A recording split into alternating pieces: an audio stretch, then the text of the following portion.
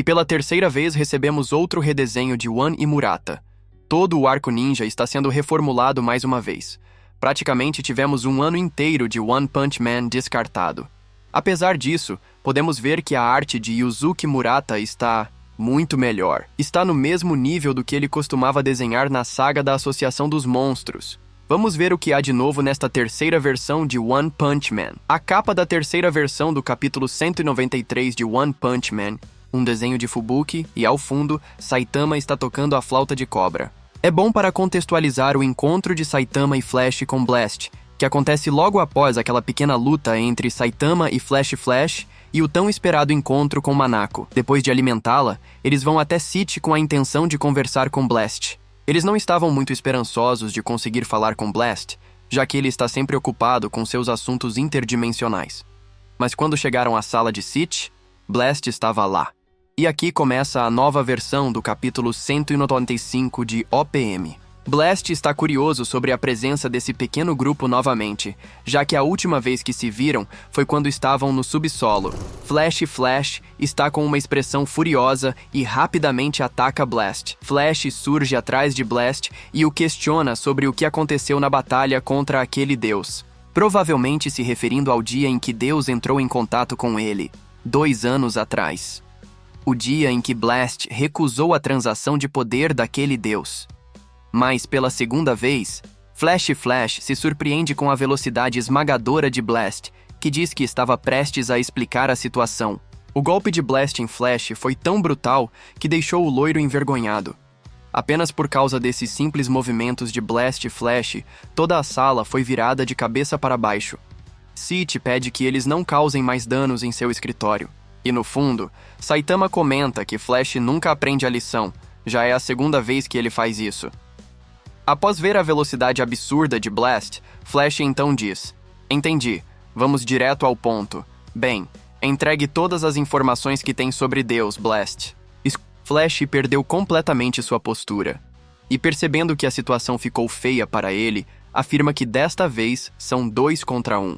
Não há como Blast escapar disso tão facilmente, e Saitama fica um pouco irritado com Flash, dizendo para não envolvê-lo nesses problemas que ele cria. Blast comenta que alguém está muito ansioso, não é? Blast se prepara para fazer uma pergunta. Você finalmente percebeu a conexão entre a Vila Ninja onde cresceu e o poder? Essa frase chama a atenção de Flash, que responde com um olhar afiado. Blast se refere ao poder divino de Deus. Parece que você reuniu uma boa quantidade de informações, não foi? E Saitama no fundo reclama que ele adora ser dramático. Depois que Blast diz isso, somos transportados novamente para um prédio abandonado onde Sonic está. E aqui as informações não mudaram tanto. As mesmas coisas acontecem, Gale, Wind e Hellfire aparecem para lutar contra Sonic, mas são impedidos pelos ninjas celestiais. Um grupo de ninjas de elite altamente treinados que servem ao líder da Vila Ninja. O que podemos ver de diferente aqui é a arte de Murata. A introdução desses ninjas está melhor, e alguns deles são até extremamente assustadores. Por exemplo, esse Armin desnutrido. Bem, pouco a pouco todos esses ninjas celestiais se apresentam, apresentando suas classes e seus nomes. E finalmente todos aparecem, e Sonic diz que mais pessoas apareceram do que ele esperava, e que jamais imaginaria um reencontro de ex-alunos da Vila Ninja. Logo, eles afirmam que o líder da Vila Ninja retornou, depois de um bom tempo de sua luta feroz contra Blast, e ele é o líder deles, dos ninjas celestiais. Aqui podemos ver uma arte incrível de Void, ele é bastante assustador.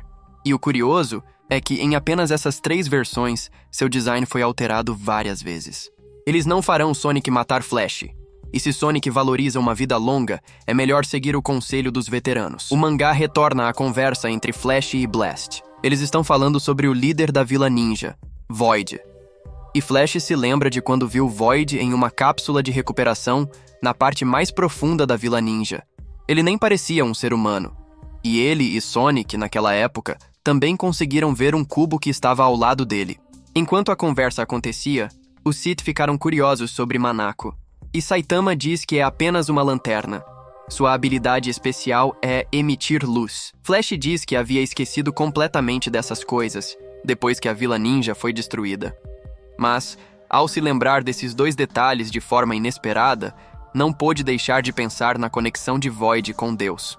Então, Flash pergunta: será que esse era o verdadeiro propósito da Vila Ninja, criar soldados de Deus? Um pequeno pássaro voa do lado de fora e alimenta seus filhotes. E Blast comenta: treinar assassinos e, ao mesmo tempo, selecioná-los, de acordo com suas habilidades para se tornarem soldados de Deus. Não sei exatamente o que está acontecendo, mas só de pensar que você poderia ter se tornado um capanga já me dá calafrios. De qualquer forma, de algum jeito ele estava se recuperando. Esse homem conseguiu reunir ninjas de alto nível e fundou uma sociedade secreta chamada Teninto, que são os ninjas celestiais. Ele diz que Void pode acabar recrutando ele ou Sonic. No entanto, Blast pede a Flash que não tome nenhuma atitude contra esse homem. Flash não entendeu muito bem o que ele quis dizer. Com uma expressão nada agradável, Flash diz para ele fazer o que quiser. Ele só o procurou porque queria ter certeza de quem era a pessoa que os tratava daquela maneira na vila. Ele só quer estar em paz com sua própria vida. Desde que a vila foi destruída, ele não tem interesse no que aconteceu depois. E, em seus pensamentos, Blast se perguntou se Flash estava recusando cooperar apenas porque isso era um vestígio dos ensinamentos da Vila Ninja que ainda permanecia nele. Saitama fica curioso ao saber que ele e Sonic vieram do mesmo lugar. E não é surpresa dizer que eles estão no mesmo nível de poder. E isso mexe com a cabeça de Flash. E então Saitama faz a seguinte comparação. Bem, Sonic certamente afundou muito mais no chão, enquanto Flash só fez uma cratera. E furioso, ele pede a Saitama para medir com seu mestre a profundidade em que ele ficou preso no solo. Nesse momento, Flash faz uma breve análise da força de Saitama e nesse power scaling, ele está no fundo quando comparado a Saitama e Garou. E percebe que não há como evitar esses mal-entendidos nessa relação. Então, ele decide contar a Saitama algumas de suas histórias com Sonic e o tipo de relação que teve com ele em termos de habilidade. Mas se essa história for longa demais, Saitama não quer ouvir. Agora vamos falar sobre o capítulo 196, versão 3. Blast, Flash, todos ali estão reunidos na nova residência do Saitama, que se localiza dentro da própria sede dos heróis. O capítulo começa com o mangá nos mostrando um pouco sobre a Vila Ninja sob o olhar do Flash. É uma instalação chamada Vila Ninja, onde os órfãos com menos de 17 anos são reunidos e moldados como assassinos ao longo de 10 anos. Fui vendido à vila pelos meus próprios pais quando tinha apenas 5 anos. Uma vez lá dentro, não havia escapatória até que se concluíssem todos os ensinamentos e se recebesse a permissão para se formar. As cicatrizes das punições por tentativas fracassadas de fuga ainda permanecem em meu corpo até hoje. Vila Ninja era um lugar onde um dia parecia durar 72 horas. O descanso era inferior a 6 horas, a comida não tinha gosto e todas as informações externas foram completamente cortadas de nós. O instrutor dos ninjas aparece e ordena que parem de vacilar, pois as lágrimas irão atrapalhar a visão.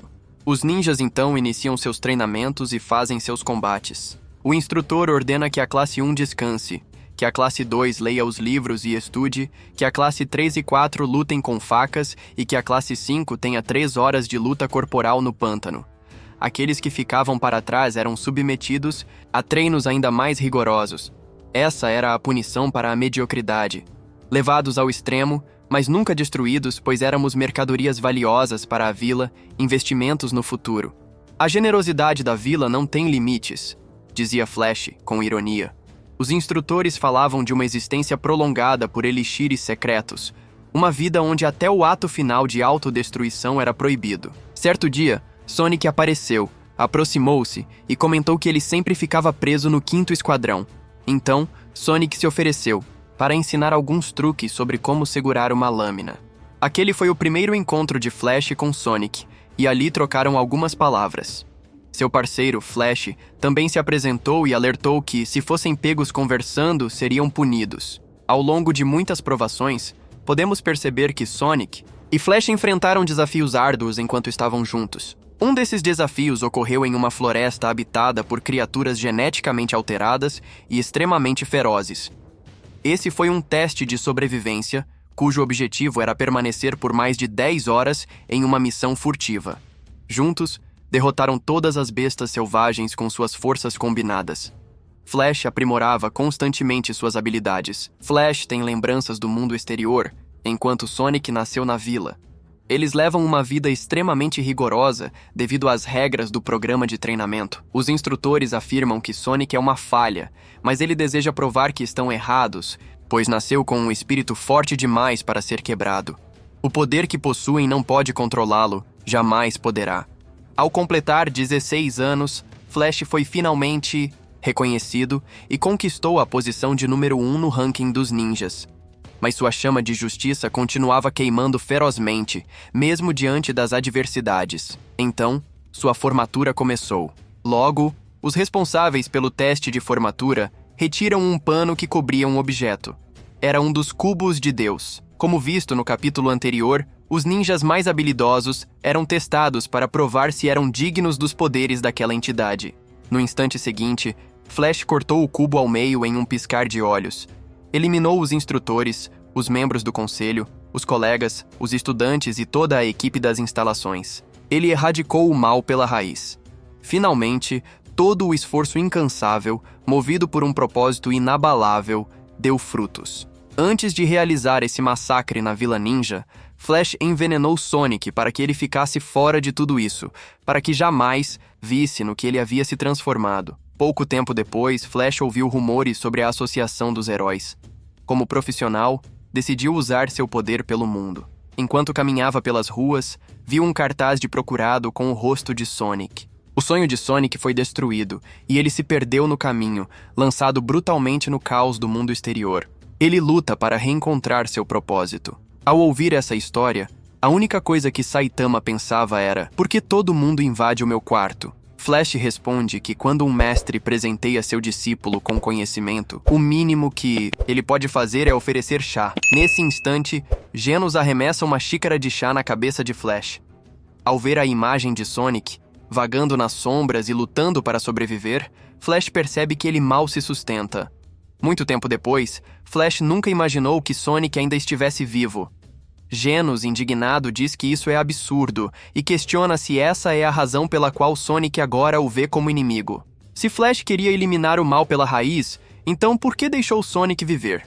Agora, aquele homem continua a fazer do mestre Saitama um alvo como um assassino implacável. Ao ver Genos sair pelo buraco na parede, Saitama se incomoda. Manako questiona se foi um sentimento de amizade que impediu Flash de matar Sonic. Flash responde que deveria ter sido uma tarefa simples envenenar a comida de Sonic, mas, devido aos treinamentos e à vida miserável que levaram, Sonic se fortaleceu e simplesmente não morreu. Em seus pensamentos, Flash admite que não queria estar ali para testemunhar as consequências sanguinárias. No fundo, ele só não queria matar Sonic no final das contas. E aí, pessoal? Vocês gostaram dessa versão dos capítulos 195 e 196 de One Punch Man?